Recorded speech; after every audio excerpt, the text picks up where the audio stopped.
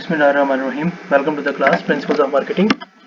Today we are going to discuss the chapter number 4, Managing Marketing Information to Gain Customer Insight. So what are the major objectives of this chapter are marketing information system and customer insight, and assessing the marketing information need, developing the marketing information, then marketing research, analyzing and using the marketing information, and other marketing information consideration. Let's start with the first, marketing information and customer insight. What customer insight is? Fresh understanding of customers and marketplace derived from marketing information that becomes the basis for creating customer value and relationship. So we must have to understand the customers. So हमें customer को understand करना है, market place को understand करना है from marketing information, कि marketing जो information जो हम कलेक्ट करते हैं उसके थ्रू हमें कस्टमर को अंडरस्टैंड करना है, मार्केट प्लेस को अंडरस्टैंड करना है. Why? To create the basis for customer value creation, कि हमें कस्टमर के लिए वैल्यू क्रिएट करनी है और उसके साथ लॉन्ग टर्म रिलेशनशिप बिल्ड करना है. तो जब तक हम कस्टमर को जानेंगे नहीं, मार्केट को जानेंगे नहीं, उस वक्त तक हम गुड कस्टमर रिलेशनशिप बिल्ड नहीं कर सकते. सो it's a key of success. We must have to have a great customer insight. Customer की चेंजिंग नीड्स के बारे में, फ्रीक्वेंट ऑप्शंस के बारे में, इन तमाम चीज़ों के बारे में हमें कस्टमर के बारे में इंफॉर्मेशन लेना बहुत ज़्यादा ज़रूरी है. इसे हम कस्टमर इनसाइट करते हैं. But marketing information system is people and procedures for assessing information need, developing the needed information, and helping decision makers to use the information to generate and validate actionable customers and market insights. So it's a specific process through which we have to assess the information need. हमें पहले पता कर लेंगे हमें किस type की information की ज़रूरत है. Then developing the information, जो information की ज़रूरत है उसे develop करना. Then helping decision makers to use this information, वो information decision makers तक पहुंचाना भी है ताकि वो valuable information यूटिलाइज करते हुए कस्टमर और मार्केट इनसाइट जो है वो डेवलप कर सकें. तो this is the specific diagram of marketing information. We have to assess the information need, कि हमें किस टाइप की इन्फॉर्मेशन की जरूरत है. Then we have to develop the information. Information हम इंटरनल डेटाबेस से भी डेवलप कर सकते हैं, मार्केटिंग इंटेलिजेंस से और मार्केटिंग रिसर्च से. These are the different tools to develop the information और कलेक्ट द इन्फॉर्मेशन. हम इन्फॉर्मेशन कलेक्ट करते हैं, उसे प्रोसेस करते हैं और फिर रेलेवेंट अथॉरिटीज़ को प्रोवाइड करते हैं, जिसमें वो अथॉरिटीज उस इन्फॉर्मेशन को एनालाइज करती हैं, यूज़ करती हैं और प्रॉपर डिसीजन मेकिंग कर रही होती हैं. सो इन तमाम प्रोसेस में मार्केटिंग मैनेजर्स और अदर इन्फॉर्मेशन यूजर्स जो हैं वो वर्कआउट कर रहे होते हैं. साथ में आपकी जो इन्फॉर्मेशन आ रही होती है, जाहिर सी बात है हमें कस्टमर इंसाइट कलेक्ट करनी है, मार्केट इंसाइट कलेक्ट करनी है. तो उसमें हमारे target markets, marketing channels, competitors, publics and macro environmental forces, जो हमने एनवायरमेंट में डिस्कस की थी फोर्सेज, वो सारी यहाँ पर वर्कआउट कर रही होती हैं, जो कि इफेक्ट कर रही होती हैं कंपनी की इन्फॉर्मेशन असेसमेंट में, डेवलपमेंट में और डिसीजन मेकिंग में. तो हम इस सारे प्रोसेस को ही इस चैप्टर में डिस्कस करेंगे. So the first thing is we have to assess the marketing information. So we have to evaluate what type of information are needed and whether they are really feasible for us or not. तो हमें needy information और उसकी feasibility के बारे में workout करना होगा कि हमें किस टाइप की इन्फॉर्मेशन चाहिए. ठीक है, अगर आप न्यू प्रोडक्ट के बारे में इन्फॉर्मेशन कलेक्ट करना चाह रहे हैं तो आपको उस टाइप की इन्फॉर्मेशन चाहिए. अगर आपको कस्टमर की चेंजेस नीड के बारे में इन्फॉर्मेशन चाहिए तो आपको उसी हिसाब से ही अपना मार्केटिंग प्लान जो है, जो मार्केटिंग रिसर्च प्लान है वो डेवलप करना होगा. तो first we have to know about what you are requiring. ठीक है, तो मार्केटिंग जो आपका इंफॉर्मेशन मैनेजर है उसकी ये रिस्पॉन्सिबिलिटी होती है कि वो एक इनसाइट डेवलप करे कि उसे किस टाइप की इंफॉर्मेशन चाहिए और फिर उसको अवेल करने पे कितनी कॉस्ट आ रही है, उसको अवेल करने पे किस टाइप की कम्प्लेक्सिटीज़ आएंगी.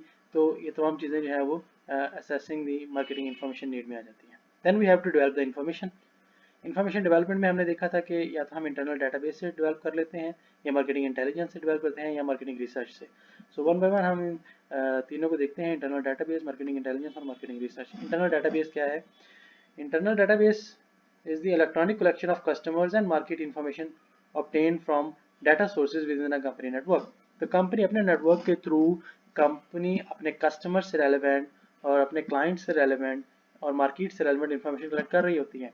तो कंपनीज जो है वो कस्टमर का एक हैवी रिकॉर्ड जो है वो मेंटेन कर रही होती है कि कौन सा कस्टमर किस टाइप पे किस टाइप की प्रोडक्ट परचेज कर रहा है. ठीक है, आजकल जो है वो इलेक्ट्रॉनिक कॉमर्स के अंदर, एफ कॉमर्स में या ई कॉमर्स में कस्टमर जब भी परचेजिंग करता है तो कंपनी के पास उसका रिकॉर्ड ऑटोमेटिकली मेंटेन हो जाता है. आप कंपनी की वेबसाइट से परचेजिंग कर रहे हैं या आप किसी ऑनलाइन स्टोर से, जैसे दराज है या अमेज़ॉन है या फ्लिपकार्ट है, तो वहाँ से अगर आप परचेजिंग कर रहे होते हैं तो आपका रिकॉर्ड जो है वो कंपनी के पास सेव हो जाता है कि किस कस्टमर ने किस टाइम पे किस प्रोडक्ट को ऑर्डर किया था. ठीक है, उसका सेटिस्फेक्शन लेवल क्या था, उसने क्या कमिट किया, ठीक है, और उसने इस प्रोडक्ट को परचेज करने से पहले कहाँ कहाँ सर्च किया था, कैसे उस प्रोडक्ट तक पहुंचा था, उसने किस किस प्रोडक्ट के साथ कंपैरिजन किया था। तो ये सारी इन्फॉर्मेशन कंपनी के पास अवेलेबल होती है, ठीक है। तो कंपनी अपने सोर्सेज से ये इन्फॉर्मेशन कलेक्ट करती है, this is known as internal database. Then we have comparative marketing intelligence. So marketing intelligence is the systematic collection and analysis of publicly available information about customers, competitors and developments in the marketing environment. So company एक specific system के through जो publicly available information होती है उसको process करती है। वो publicly information customer से relevant भी हो सकती है, competitor से relevant भी हो सकती है, और marketing environment में जो developments आ रही हैं उससे relevant भी हो सकती है। तो जो आपके newspapers हैं, magazines हैं, TV shows हैं, आपके सोशल मीडिया है, आपकी सर्च इंजन ऑप्टिमाइजेशन हैं, तो डिफरेंट चैनल्स, डिफरेंट सोर्सेज के ऊपर डिफरेंट इन्फॉर्मेशन अवेलेबल होती है। तो कंपनीज इन तमाम इन्फॉर्मेशन को इंफॉर्मेटिव वे में प्रोसेस करती है और चेकआउट करती है कि ये सारी जो इन्फॉर्मेशन अवेलेबल है वो हमें किस तरह काम आ सकती है, ठीक है। सो इसमें सोशल मीडिया को भी यूटिलाइज किया जा सकता है, इसमें अपनी कंपनी अपनी वेबसाइट्स को भी यूज़ करती है। सब रिसर्च इंस्टीट्यूशंस जो हैं वो भी अपनी वेबसाइट्स पर इंफॉर्मेशन शेयर करते हैं, जैसे मार्केटिंग इंफॉर्मेशन के नाम से है, नेल्सन ऑनलाइन है, या गैफीज है। तो बहुत सारे चैनल्स हैं, बहुत सारे इंस्टीट्यूशंस हैं जो कि इंफॉर्मेशन कलेक्ट कर रहे होते हैं। तो कंपनीज इन चैनल्स के थ्रू, इन सोशल मीडिया ब्लॉग्स के थ्रू, बजेस के थ्रू इंफॉर्मेशन कलेक्ट करती है और फाइंड आउट करती है what is the future of market, what are the changing perspective of market, what are the consumer changing needs, how the custom competitors are moving, कि competitor आगे कौन सी product launch करने वाला है, कौन सी प्रोडक्ट के अंदर चेंजेस करने वाला है, कस्टमर्स की नीड्स के अंदर क्या चेंजेस आ रही हैं, मार्केट में क्या चेंजेस आ सकती हैं। तो ये तमाम चीज़ें जो है वो मार्केटिंग इंटेलिजेंस के थ्रू जो है वो पॉसिबल हो सकती हैं।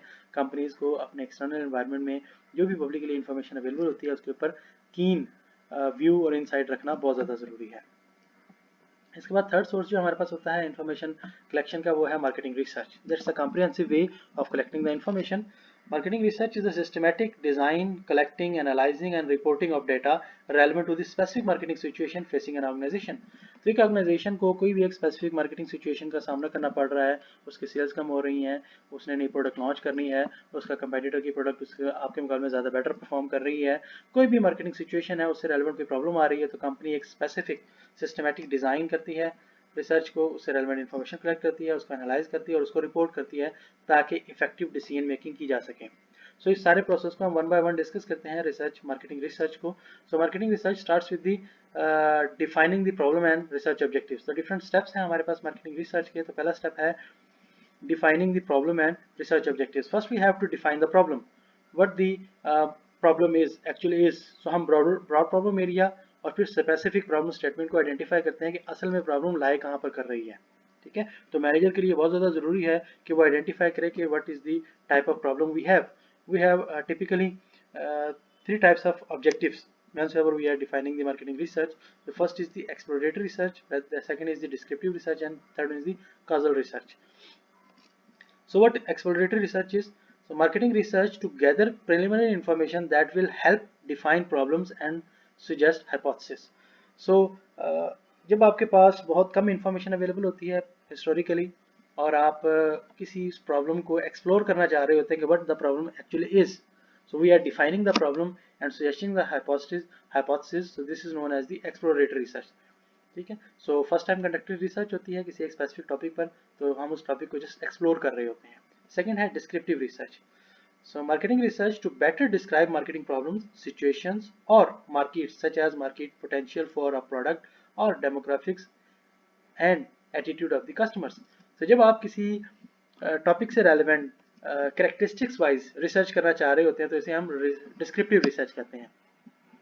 जैसे आप किसी सिचुएशन से रेलेवेंट किसी मार्केटिंग प्रॉब्लम से रेलेवेंट रिसर्च करना चाह रहे हैं, जैसे इन्होंने एग्जांपल दी कि पोटेंशियल ऑफ द प्रोडक्ट, कि किसी एक प्रोडक्ट को किसी नई मार्केट में इंट्रोड्यूस करवाना है तो we have to know about the customers, customer का एटीट्यूड क्या है, कस्टमर की डेमोग्राफिक्स क्या है, वो किस एज ग्रुप में अवेलेबल है, उनका जेंडर क्या है, जेंडर प्रोपोर्शन क्या है, मेल फीमेल की रेशो क्या है, एज ग्रुप प्रोपोर्शन क्या है, ठीक है, डेंसिटी प्रोपोर्शन क्या है। तो ये तमाम चीज़ें आप जब एक्सप्लोर कर रहे होते हैं तो इसको हम डिस्क्रिप्टिव रिसर्च कहते हैं।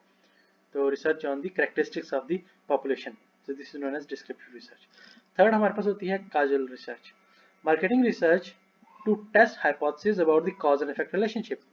तो कॉज एंड इफेक्ट रिलेशनशिप पे जो रिसर्च कर रहे होते हैं उसे हम कॉजल रिसर्च कहते हैं। कॉज एंड इफेक्ट रिलेशनशिप क्या होता है कि एक वेरिएबल दूसरे वेरिएबल पर इफेक्ट डाल रहा है। Means variable X is affecting on variable Y. For example you want to check it out what is the impact of sales promotion on sales.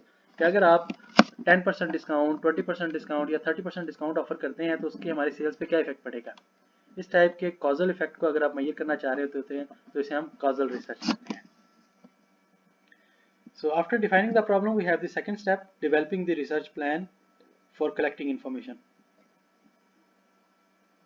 So developing the research plan for the collection of information, we have to focus on two types of data over there, secondary data and primary data. Secondary data is the information that already exists somewhere having been collected for another purpose.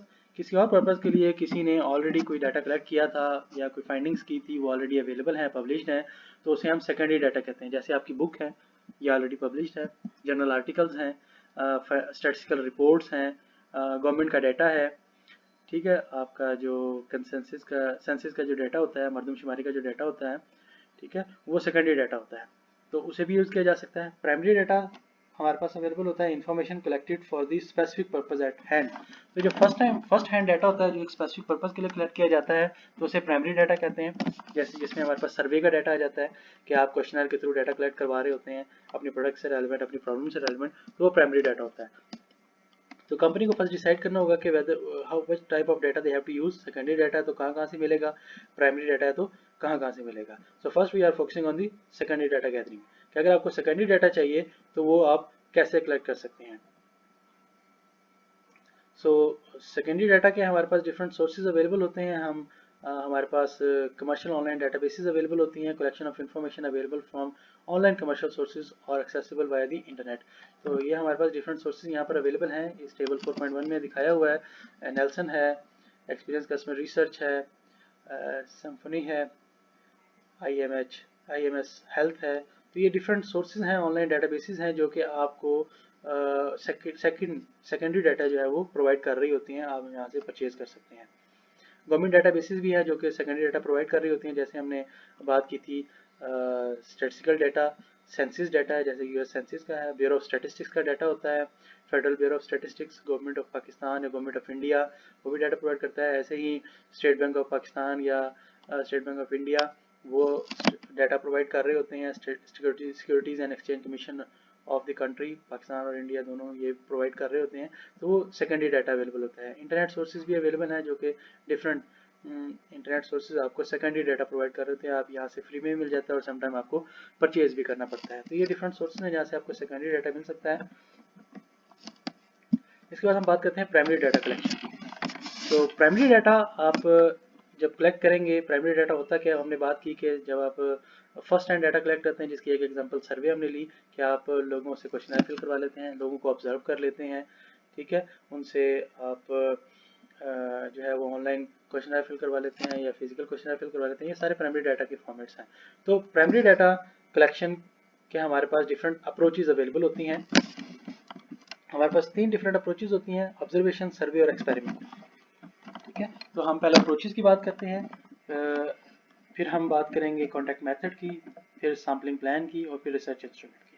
So one by one लेके चलते हैं। Research approaches क्या है, हमारे पास 3 research approaches की हमने बात की, observation, survey and experiments. Observation क्या होती है, gathering primary data by observing relevant people, actions and situations. तो आप विदाउट इंटरेक्शन लोगों को ऑब्जर्व करके डाटा कलेक्ट कर रहे होते हैं। सो इस this type of research is known as observational research, ठीक है। होता यह है कि कंपनीज जो है वो ऑब्जर्वर्स हायर कर लेती हैं जो कि लोगों से इंटरेक्ट किए बगैर उनको ऑब्जर्व करती रहती हैं, या आजकल सीसीटीवी कैमराज जो हैं उनके थ्रू लोगों को ऑब्जर्व किया जाता है कि लोग किसी एक स्पेसिफिक किसी एक स्पेसिफिक एड्स को या कंपनी की एक्टिविटीज़ के अगेंस्ट कैसा रिस्पॉन्स दे रहे हैं, ठीक है। तो कंपनीज क्या करती हैं कि किसी सुपर मार्केट के अंदर जो सुपर मॉल्स हैं, जैसे हमारे यहाँ पैकेजेस मॉल है, ठीक है, सेंचुरियस मॉल है, तो वहाँ पर डिफरेंट लोकेशंस पर बिल बोर्ड्स लगा देती है और फिर अपने ऑब्जर्वर खड़े कर देते हैं कि लोग उन बिल बोर्ड्स को कितना एवेलुएट करते हैं, ठीक है, कौन से बिल बोर्ड पर ज़्यादा फोकस कर रहे हैं, किस टाइप के बिल बोर्ड पर ज़्यादा फोकस कर रहे हैं। तो विदाउट इंटरेक्शन लोगों को ऑब्जर्व कर रहे होते हैं, सिचुएशंस को ऑब्जर्व कर रहे होते हैं, एक्शंस को ऑब्जर्व कर रहे होते हैं, तो इस टाइप की रिसर्च को ऑब्जर्वेशन रिसर्च कहा जाता है। इसमें एक सब कैटेगरी भी आती है ethnographic research, a form of observation research that involve sending trained observers to watch and interact with the consumers in their natural environment. जैसे अभी हमने बात की कि लोगों को नेचुरल एनवायरनमेंट में ऑब्जर्व किया जाता है, बिलबोर्ड्स कैसे देख रहे हैं, कितना टाइम दे रहे हैं, तो इसमें एथनोग्राफिक रिसर्च के अंदर आ जाती है ये ऑब्जर्वेशन रिसर्च का ही पार्ट है जी। Then we have survey research. Second type of research is survey research, gathering primary data by asking people questions about their knowledge, attitude, preferences and buying behavior. तो आप क्या करते हैं सर्वे रिसर्च में, questionnaire fill करवा लेते हैं, लोगों से क्वेश्चन पूछते हैं किसी स्पेसिफिक सिचुएशन से रेलेवेंट, प्रोडक्ट से रेलेवेंट और एडवर्टीजमेंट से रेलेवेंट, जो भी मार्केटिंग सिचुएशन जिस पे आप रिसर्च कर रहे हैं उससे रेलेवेंट लोगों से डायरेक्ट इंटरेक्ट करके क्वेश्चन पूछ लेते हैं। ये क्वेश्चन जो है वो आप फिजिकल फॉर्म में भी पूछ सकते हैं, इंटरव्यूज की फॉर्म में भी पूछ सकते हैं, या आप ऑनलाइन भी फिल करवा सकते हैं। डिफरेंट मेथड्स आप यूज कर सकते हैं सर्वे रिसर्च में। थर्ड टाइप ऑफ रिसर्च हमारे पास है जी experimental research, in which gathering primary data by selecting matched group of subjects, giving them different treatments, controlling related factors and checking for differences in group responses। तो experimental research में क्या होता है कि आप एक जैसे लोगों के ग्रुप सेलेक्ट करते हैं, सब्जेक्ट से मुराद लोग हैं यहाँ पर जिन पे आपने रिसर्च करनी है, फिर उनको डिफरेंट ट्रीटमेंट दिया जाता है, मीन्स एक्सपेरिमेंट कंडक्ट करवाए जाते हैं। फॉर एग्जांपल आप चेक करना चाहते हैं कि जो सेल्स प्रमोशन है, डिस्काउंट ऑफर्स का सेल्स पे क्या इफेक्ट पड़ता है, तो अब क्या करते हैं डिफरेंट एरिया सेलेक्ट कर लेते हैं, कुछ एरिया में 5% डिस्काउंट ऑफर करते हैं, कुछ एरिया में 10% डिस्काउंट ऑफर करते हैं, कुछ में 20% डिस्काउंट ऑफर करते हैं, ठीक है, और चेक करते हैं कि क्या इफेक्ट आएगा डिस्काउंट की वजह से। लेकिन कुछ एरियाज में आप डिस्काउंट ऑफर करते ही नहीं है, तो ऐसे एरियाज जिनको कंट्रोल किया जाता है उन्हें कंट्रोल फैक्टर्स कहा जाता है, मीन्स कि कुछ एरियाज में आपने डिस्काउंट ऑफर किया ही नहीं, ठीक है। फिर आप चेक करते हैं कि इनके ग्रुप्स में जो आपने डिफरेंट एरिया सेलेक्ट किए थे उनमें रिस्पॉन्सेज क्या है, क्या 25% वालों में सेल्स ज़्यादा थी और जहाँ पर डिस्काउंट ऑफर नहीं किया गया वहाँ पे सेल्स कम थी, तो इसका मतलब है कि सेल्स प्रमोशन की वजह से सेल्स में इजाफा हो रहा है। तो इस टाइप की रिसर्च को हम एक्सपेरिमेंटल रिसर्च कहते हैं, यहाँ पर हम डिफरेंट जो है वो एक्सपेरिमेंट करके रिजल्ट्स को एक्सट्रैक्ट कर रहे होते हैं। देन कॉन्टैक्ट मेथड, हमने बात की थी कि हमारे पास रिसर्च अप्रोचेज हैं, ऑब्जर्वेशनल, सर्वे और एक्सपेरिमेंट, और फिर हमने बात की कॉन्टैक्ट मेथड की कि कॉन्टैक्ट मेथड क्या हो सकते हैं, जिसमें मेल भी हो सकता है, टेलीफोन भी हो सकता है, पर्सनल और ऑनलाइन। ये क्या होते हैं हम इनको वन बाय वन डिस्कस करते हैं। मेल, टेलीफोन और पर्सनल। मेल क्या होता है कि आप लोगों को डायरेक्टली मेल कर देते हैं, स्नैल मेल, लिफाफे में क्वेश्चनर डाल के सेंड कर देते हैं और अपने ही एड्रेस लिखा हुआ एक और लिफाफा उसमें डाल देते हैं ताकि वो इसको क्वेश्चनर को फिल करे और आपके लिफाफे में डाल के दोबारा से आपको कुरियर करवा दे, ठीक है। उसके ऊपर ऑलरेडी स्टैंप लगा के भेजते हैं ताकि उनको कुरियर चार्जेस बेयर ना करना पड़े। लेकिन ये सबसे सस्ता मेथड होता है, लेकिन इसका रिस्पॉन्स रेट बहुत कम होता है, आजकल बहुत कम लोग जो है वो इस मेथड को यूज़ करते हैं। इसकी एक मॉडिफाइड फॉर्म जो है वो ईमेल की फॉर्म में आई है कि आप अपना क्वेश्चनर जो है वो ईमेल कर देते हैं ताकि लोग उसको फिल करके आपको दोबारा से सेंड कर दें, लेकिन ये आजकल कम यूज़ होने वाला मेथड है। सेकंड हमारे पास आ जाता है टेलीफोन टेक्निक, कॉन्टैक्ट कहते हैं हम, कि आप टेलीफोन के जरिए कॉल करते हैं और उनको डायरेक्टली उनसे क्वेश्चन आंसर करके एक इंटरव्यू छोटा सा कंडक्ट कर लेते हैं। तो अक्सर आप लोगों को भी कॉल आती होगी, अगर आपके पास थोड़ा सा टाइम है तो हम अपनी प्रोडक्ट के बारे में आपसे शेयर करना चाह रहे हैं कि आपने हमारी प्रोडक्ट परचेज़ की थी, इससे रेलेवेंट कोई प्रॉब्लम, कोई कन्फ्यूजन कोई आपको है तो आप हमसे शेयर कर सकते हैं, आपका सेटिस्फेक्शन लेवल क्या है। तो इस टाइप की आप डायरेक्टली टेलीफोन करके भी लोगों से राय ले सकते हैं, लेकिन टेलीफोन भी इतना ज़्यादा यूजेबल मेथड नहीं है क्योंकि हो सकता है कि आप जिस टाइम कॉल करें वो पर्सन उस वक्त अवेलेबल ही ना हो, या लोगों को इररेलेवेंट कॉल्स एक्सेप्ट करना पसंद ना हो, तो अक्सर लोग रिस्पॉन्स नहीं देते। ये भी एक सस्ता मेथड है कॉन्टेक्ट जो है वो रिस्पॉन्स जनरेट करने का। थर्ड है पर्सनल इंटरव्यूज़, ठीक है, इंडिविजुअल इंटरव्यूज़ और one two one interviews. Interactive method होता है कि आप बजाय इसके कि लोगों से को मेल करें या टेलीफोन पे कॉल करें, आप उनसे पर्सनली जाके मिलते हैं और उससे क्वेश्चन फिल करवाते हैं। तो यहाँ पर उसका रिस्पॉन्स जो है वो बहुत अच्छा होता है, रिस्पॉन्स रेट बहुत अच्छा होता है क्योंकि वो फुली इन्वॉल्व होकर उस क्वेश्चनर को फिल करेगा या आपके क्वेश्चन के आंसर करेगा क्योंकि अगर वो फुली इन्वॉल्व होकर आंसर नहीं करता तो आप उसको बीच में इंटरप्ट कर सकते हैं, जी आप ये क्वेश्चन मेरे ख्याल से समझे नहीं है, मैं आपको समझा देता हूँ कि मैं ये पूछना चाह रहा हूँ, आप इसके मुताबिक आंसर करें, तो आपकी पर्सनल इन्वॉल्वमेंट जो है वो ज़्यादा हो जाती है। तो हम यहाँ पर देखते हैं कि स्ट्रेंथ और वीकनेसेस क्या हैं इन चारों कॉन्टैक्ट मेथड की। तो मेल का मेथड हमने देखा, टेलीफोन का, पर्सनल और ऑनलाइन मेथड हम पहले डिस्कस कर लेते हैं। ऑनलाइन में ये होता है कि आप लोगों को जो है वो अपना गूगल जो फॉर्म्स हैं या सर्वे मंकी है वहाँ पर अपना क्वेश्चनर बिल्ड करते हैं और उसका लिंक जो है वो आप लोगों को अपने सोशल मीडिया नेटवर्क्स पर या लोगों को डायरेक्टली मैसेज कर देते हैं कि आप इस लिंक पे जाएं और अपना क्वेश्चनर फिल कर दें। तो ये बहुत ही आसान मेथड होता है, लो कॉस्ट मेथड होता है, आपको ज़्यादा हेजल नहीं करनी पड़ती। लोग जब भी टाइम ले, जब भी फ्री हों, उसी वक्त वो क्वेश्चनर को ओपन करके उसको फिल कर सकते हैं। तो काफ़ी रिलैक्सिंग होता है। तो करेक्टरिस्टिक्स वाइज देखें तो फ्लेक्सिबिलिटी देखें तो मेल में बहुत कम है, पुअर है, टेलीफोन पे किसी हद तक बेहतर है, पर्सनल काफ़ी ज़्यादा बेटर होता है कि आप लोगों से मिल के उनको टाइमली उससे स्पेसिफिक टाइम ले लेते हैं और उसके बाद उनको गाइड भी करते रहते हैं कि आप पूछना क्या चाह रहे हैं। तो ज़्यादा होती है, एक्सेलेंट होती है। ऑनलाइन में भी कदरे बेहतर होता है। Quality of data that can be collected, अगर आप बात करें तो सबसे अच्छी क्वालिटी जो है पर्सनल की होती है। ज़ाहिर सी बात है, आप उससे पर्सनल इंटरेक्ट कर रहे हैं, उसको अगर कोई प्रॉब्लम आ रही है तो आप उसको रिजॉल्व भी कर रहे हैं। लेकिन बाकी मेथड्स में ऑनलाइन मेथड भी बेटर है और मेल वाला भी बेटर है।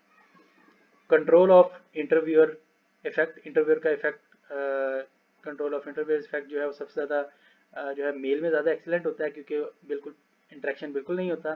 क्योंकि टेलीफोन, पर्सनल, ऑनलाइन में किसी हद तक इंटरेक्शन हो रहा होता है, तो जो रिसर्चर है वो इंटरफेयर कर सकता है, रिसर्च को, रिजल्ट्स को मॉडिफाई कर सकता है। लेकिन मेल में वो अकेला बैठ के कर रहा होता है, तो इसमें जो है वो रिसर्चर इंटरफेरेंस ना होने के बराबर होती है। इसी जैसे एक्सीलेंट कहा है। कंट्रोल ऑफ सैंपल की बात करें तो सबसे ज़्यादा बेटर है जो ऑनलाइन है कि आप ज़्यादा से ज़्यादा लोगों तक अपने क्वेश्चन तक को पहुंचा सकते हैं और फिल करवा सकते हैं। कम कम टाइम के अंदर, कम कॉस्ट के अंदर आप ज़्यादा लोगों से क्वेश्चन फिल करवा सकते हैं। स्पीड ऑफ डाटा कलेक्शन की बात करें तो भी ऑनलाइन सबसे बेस्ट है, टेलीफोन भी बेटर है लेकिन ऑनलाइन को ज़्यादा प्रेफर किया जाता है। रिस्पांस रेट की बात करें तो भी ऑनलाइन और पर्सनल में ज़्यादा बेटर रिस्पांस आता है एज़ कम्पेयर टू टेलीफोन और मेल, क्योंकि लोग अक्सर रिप्लाई नहीं करते आपको मेल का, और ना ही टेलीफोन में अक्सर आपकी कॉल जो है वो एक्सेप्ट नहीं की जाती। कॉस्ट की बात करें तो कॉस्ट वाइज ऑनलाइन सबसे बेस्ट है, क्योंकि आपकी कॉस्ट बहुत कम ना होने के बराबर आ रही होती है। समटाइम फ्री चैनल आप यूज़ करें, जैसे गूगल फॉर्म्स या सर्वे मंकी के लिमिटेड एडिशन को यूज़ करें तो आपकी कॉस्ट ना होने के बराबर होती है। वो आपको एक्सेल फॉर्म में आपका फिल डाटा ऑलरेडी आपको प्रोवाइड कर देते हैं, जिस पे आप एनालिसिस कर सकते हैं, तो बहुत ईजी हो जाता है आपके लिए। ठीक है। इसके अलावा हमारे पास फोकस ग्रुप इंटरव्यूज़ भी हो सकते हैं। Personal interviewing that involves inviting 6 to 10 people together for a few hours with trained interviewers to talk about a product, service or organization. The interviewer focus the group discussion on important issues. तो आप क्या करते हैं, 8 से 10 लोगों का एक जो इंडिविजुअल्स हैं जो कि आपके प्रोडक्ट में ज़्यादा इंटरेस्ट ले रहे हैं, उनको इसके प्रोडक्ट के बारे में ज़्यादा नॉलेज है, उनको हायर किया जाता है कुछ आवर्स के लिए। तो दरमियान में एक मॉडरेटर होता है जिसे इंटरव्यूअर कहा जाता है, वो उस डिस्कशन को जो है वो इंटरव्यू को कंडक्ट करता है और मेजर इश्यूज़ के ऊपर उनसे क्वेश्चंस पूछता है। वो प्रोडक्ट से रेलेवेंट भी हो सकते हैं, सर्विस से रेलेवेंट भी हो सकते हैं और ऑर्गेनाइजेशन से रेलेवेंट भी हो सकते हैं। तो उनसे मेजर पॉइंट्स एक्सट्रैक्ट करवाए जाते हैं कि what they are thinking about the specific topic. ये भी प्राइमरी डाटा कलेक्शन का एक मेथड है। ठीक है। देन ऑनलाइन मार्केटिंग रिसर्च को हम डिस्कस कर लेते हैं आजकल, क्योंकि बहुत ज़्यादा कंडक्ट की जा रही है। हमने ऑनलाइन को देखा कि आप ऑनलाइन सर्वेज फिल करवा सकते हैं। इसके अलावा आप ऑनलाइन फोकस ग्रुप्स भी कंडक्ट करवा सकते हैं, वेब बेस्ड एक्सपेरिमेंट भी करवा सकते हैं और कंज्यूमर को भी ऑनलाइन उनके बिहेवियर को चेक कर सकते हैं। तो you can use any of the method focusing on the any internet of things. ठीक है, वो आप डिफरेंट वेबसाइट्स यूज़ कर सकते हैं, अपनी वेबसाइट को यूज़ कर सकते हैं, सोशल मीडिया ब्लॉग्स को यूज़ कर सकते हैं। तो you can conduct the online researches as well. So online focus group discussion की अगर आप बात करें तो gathering a small group of people online with a trained moderator to chat about product, service, organisation and gain qualitative insight about the customer attitude and behaviour. तो ये जो focus group discussion को हमने डिस्कस किया था, same उसी type का group focus group discussion होता है, लेकिन अब हम लोगों को फिजिकली नहीं बल्कि ऑनलाइन बुलाते हैं और दरमियान में एक मॉडरेटर होता है जिसको इंटरव्यू भी कह देते हैं, और वो उस प्रोडक्ट, सर्विस, ऑर्गेनाइजेशन से रेलेवेंट इन्फॉर्मेशन कलेक्ट करता है, क्वेश्चनिंग पूछता है और उनकी राय लेता है कि वो उनका बिहेवियर, उनका एटीट्यूड क्या है उस प्रोडक्ट और सर्विस या स्पेसिफिक मार्केटिंग सिचुएशन के बारे में। देन हम बात करते हैं सैम्पलिंग प्लान की, कि अब आपने डिसाइड तो कर लिया कि आपने जो है वो इंटरव्यू लेना है, सर्वे कंडक्ट करना है या एक्सपेरिमेंट कंडक्ट करना है या आपने ऑब्जर्वेशन करनी है। उसके बाद आपने कॉन्टैक्ट मेथड भी डिसाइड कर लिया है कि आपने ऑनलाइन जाना है, पर्सनल लेना है, टेलीफोन के जरिए करना है, मेल के जरिए करना है। अब हम बात करेंगे सैम्पलिंग प्लान की। तो सैम्पलिंग प्लान में 3 चीज़ें हैं, एक तो सैम्पलिंग यूनिट, सैम्पल साइज और सैम्पलिंग प्रोसीजर। कि आप सबसे पहले तो आपका सैम्पलिंग यूनिट क्या होगा। हम बात करते हैं कि आपने डाटा किन लोगों से कलेक्ट करना है, वो लोग कौन होंगे। तो आपका सैम्पलिंग यूनिट क्या होगा। सो पहले हम सैंपल का, आपको पता होगा, sample is a segment of population selected for marketing research to represent the population as a whole. तो पूरी पॉपुलेशन से कुछ लोगों को सेलेक्ट किया जाता है तो उसे सैंपल कहते हैं। तो सबसे पहले हमें देखना है कि हु आर योर रिस्पोंडेंट। तो सैम्पलिंग यूनिट क्या होगा, वो हु है कि आप किन लोगों से आपने क्वेश्चनर फिल करवाना है। ठीक है, समटाइम आपको कस्टमर से डाटा चाहिए होता है, समटाइम आपको पेरेंट्स से डाटा चाहिए होता है, समटाइम आपको पूरी फैमिली मेम्बर्स के मल्टीपल लोगों से डाटा कलेक्ट करना होता है, समटाइम आपको हस्बैंड एंड वाइफ से डाटा कलेक्ट करना होता है। तो आपको सैम्पलिंग यूनिट आइडेंटिफाई करना है कि आपको डाटा किन लोगों से कलेक्ट करना है। ठीक है, then second thing, how many, कितने लोगों से डाटा कलेक्ट करना है, इसको हम कहते हैं सैंपल साइज। तो आपको सैंपल साइज भी आइडेंटिफाई करना होगा कि आपको 200, 300, 400, 500 कितने लोगों से डाटा कलेक्ट करना है। देन हाउ, सैम्पलिंग प्रोसीजर क्या होगा आपका, कि आपको किस प्रोसीजर के थ्रू डाटा ये जो है सैंपल जो है वो चूज करना होगा। कि आप फर्स्ट सपोज आपने किया कि हम इंडिविजुअल कस्टमर जिन्होंने ऑनलाइन परचेजिंग की है उनसे डाटा कलेक्ट करना है और हमें 280 लोगों से डाटा कलेक्ट करना है। तो ये 280 लोग सेलेक्ट कैसे होंगे, सैम्पलिंग प्रोसीजर क्या होगा। हमारे पास दो टाइप की सैम्पलिंग प्रोसीजर्स होते हैं, एक तो होता है प्रोबेबिलिटी सैम्पलिंग और एक होता है non probability sampling. Probability sampling वो होता है जिसमें तमाम इंडिविजुअल्स को का चांसेस ऑफ सिलेक्शन इक्वल होता है। मतलब कोई भी पर्सन जो ऑनलाइन शॉपिंग करता है वो आपका सैंपल में पार्ट बन सकता है, इक्वल चांसेस हैं। ठीक है, तो इसमें हम सिंपल रैंडम सैम्पलिंग भी यूज़ करते हैं, स्ट्रेटिफाइड रैंडम सैम्पलिंग भी यूज़ करते हैं, क्लस्टर सैम्पलिंग भी यूज़ करते हैं। तो डिफरेंट सैम्पलिंग प्रोसीजर्स होते हैं हमारे पास। नॉन प्रोबेबिलिटी सैम्पलिंग वो होती है जिसमें इक्वल चांसेस ऑफ सिलेक्शन नहीं होते। मतलब आप सिलेक्टेड लोगों को ही सिलेक्ट कर रहे होते हैं based on your personal observations. तो इसमें कोटा सैम्पलिंग भी हो सकती है, इसमें जजमेंटल सैम्पलिंग भी हो सकती है कि आपका रिसर्चर जिनको फील करे कि मैं जो इससे डाटा अच्छा मिल सकता है। ठीक है, इसमें रेफरल सैम्पलिंग भी हो सकती है। समटाइम होता ही है कि आपको पता ही नहीं होता कि कौन लोग हैं जिन जो आपके सैम्पल साइज में आ सकते हैं। तो आप एक पर्सन से मिलते हैं, वो आपको बताते हैं जी फलां बंदा भी ऑनलाइन शॉपिंग करता है, वो बताते हैं जी फलां बंदा भी ऑनलाइन शॉपिंग कर रहा है। तो आप फिर रेफरेंस की बेसिस पे चल रहे होते हैं। तो इस टाइप की सैम्पलिंग हम नॉन प्रोबेबिलिटी सैम्पलिंग कहते हैं। ठीक है, सो ये हमारे पास कुछ प्रोबेबिलिटी और नॉन प्रोबेबिलिटी सैम्पलिंग आ गई है। प्रोबेबिलिटी सैम्पलिंग में हमारे पास सिंपल रैंडम सैम्पलिंग है। So every member of population has known and equal chance of selection. Randomly आप सेलेक्ट कर लेते हैं। जैसे रोल नंबर की बात करें 1, 7, 10, 15, 20, 18, तो ये रोल नंबर आपने सेलेक्ट कर लिए, तो ये सिंपल रैंडम सैम्पलिंग है। फिर हमारे पास आती है stratified random sampling. So population is divided into mutually exclusive groups, जिसे हम स्ट्रेटा कहते हैं, और फिर रैंडमली सिलेक्ट कर देते हैं हर स्ट्रेटा से। फॉर एग्जाम्पल आप यूनिवर्सिटी से डाटा कलेक्ट करना चाह रहे हैं तो आपने 4 डिपार्टमेंट चूज कर लिए। ठीक है, और हर डिपार्टमेंट से 100 लोगों को चूज कर लिया रैंडमली। तो ये स्ट्रेटिफाइड रैंडम सैम्पलिंग है। ऐसी क्लस्टर सैम्पलिंग आ गई है, the population is divided into mutually exclusive groups and the researchers draw the sample of groups for the interviews. तो आप एरियाज आइडेंटिफाई कर लेते हैं। फॉर एग्जांपल आपने पंजाब से डाटा कलेक्ट करना है, तो पंजाब के 36 डिस्ट्रिक्ट्स हैं पाकिस्तान में। तो उन 36 डिस्ट्रिक्ट्स में से आप 5 डिस्ट्रिक्ट चूज कर लेते हैं और 5 डिस्ट्रिक्ट्स में से 100 लोग हर डिस्ट्रिक्ट से ले लेते हैं और उनसे इंटरव्यूज या क्वेश्चनर फिल करवा लेते हैं। तो ये क्लस्टर सैम्पलिंग, एरिया सैम्पलिंग हो जाती है। नॉन प्रोबेबिलिटी सैम्पलिंग की बात करें तो इसमें सबसे पहले कन्वीनियंस सैम्पलिंग आ जाती है। कन्वीनियंस मीन्स जहाँ से ईजी लगे, रिसर्चर को जहाँ से ईजी लगता है डाटा कलेक्ट करना वहीं से वो डाटा कलेक्ट कर लेता है, इसे हम कन्वीनियंस सैम्पलिंग कहते हैं। जजमेंटल सैम्पलिंग, जहाँ पर रिसर्चर को लगता है कि जो बेटर पर्सन है, जो बेस्ट पर्सन है, जो मुझे स्पेसिफिक सिचुएशन में डाटा प्रोवाइड कर सकता है। फॉर एग्जाम्पल आप रिसर्च कर रहे हैं हार्ट डिजीज से रेलिवेंट, तो आपको लगता है कि भावल नगर आपके सिटी के अंदर कौन कौन से हार्ट स्पेशलिस्ट अवेलेबल हैं और जो इजीली अवेलेबल भी होंगे और मुझे ज़्यादा अच्छा डाटा प्रोवाइड कर सकते हैं, तो आप उन लोगों से ही मिल लेते हैं। तो इसे हम जजमेंटल सैम्पलिंग कहते हैं। देन कोटा सैम्पलिंग है, the researcher find and interview the prescribe number of people in several categories. For example आपने कोटा बना लिया है मेल और फीमेल का, आपने कहा जी कि मैंने 10 मेल और 10 फीमेल से डाटा कलेक्ट करना है। ठीक है, तो आप इस कोटा के अंदर ही सिर्फ 10 मेल सेलेक्ट करेंगे और 10 फीमेल सेलेक्ट करेंगे। हो सकता है कि आपके पास मेल ज़्यादा और फीमेल कम हो, लेकिन आपने 10-10 सेलेक्ट करने हैं तो मेल की चांसेस ऑफ सिलेक्शन कम होगी और फीमेल की चांसेस ऑफ सिलेक्शन ज़्यादा हो जाएगी। तो ये हमारे पास थी types of sampling, probability and non probability sampling.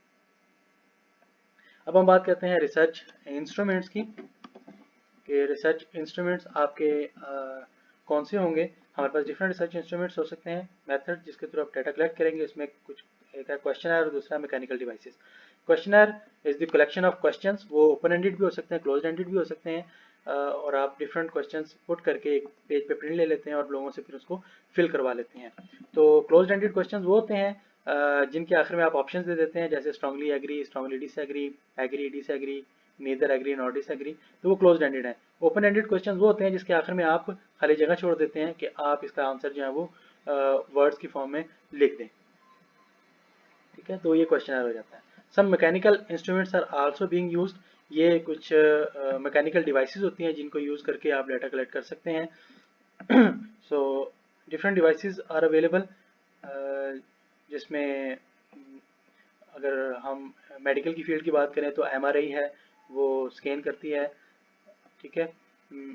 ऐसे ही ईजी है या ईसीजी है जो कि आपके हार्ट रेट को फाइंड आउट कर रही होती हैं, ठीक है। तो इस टाइप की डिवाइसेस कुछ अवेलेबल होती हैं जो कि आपके बॉडी में आने वाले चेंजेस को रिकॉर्ड कर रही होती हैं, जैसे ईई डिवाइस है।